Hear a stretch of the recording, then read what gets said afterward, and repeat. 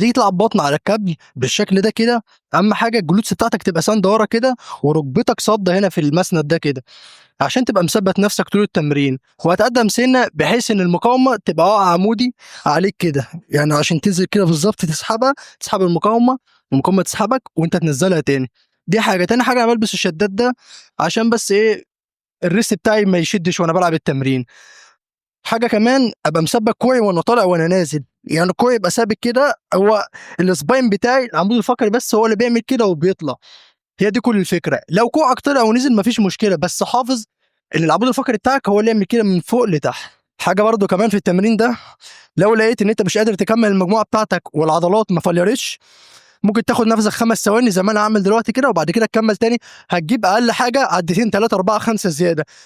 انا بيبقى نفسي اتقطع لان انا ما بعرفش اظبط النفس بتاعي، لسه هتعود عليه في التمرين ده. انت لما تحاول تظبط النفس بتاعك، لو ظبطت النفس بتاعك مش هتحتاج تعمل الكلام ده كله.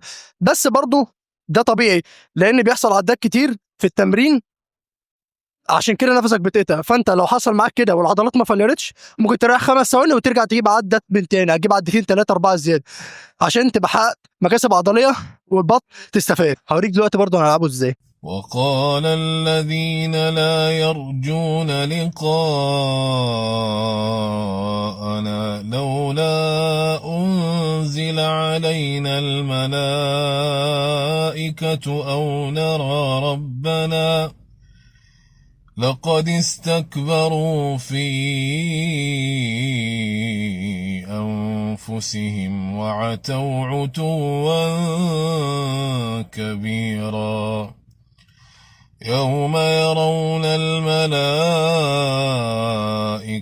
لا بشرى يومئذ للمجرمين ويقولون حجرا محجورا وقدمنا إلى ما عملوا من عمل فجعلناه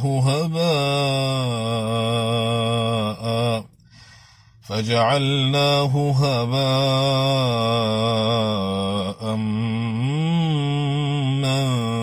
منثورا. بس مش محتاج اي حاجه تاني في التمرين ده.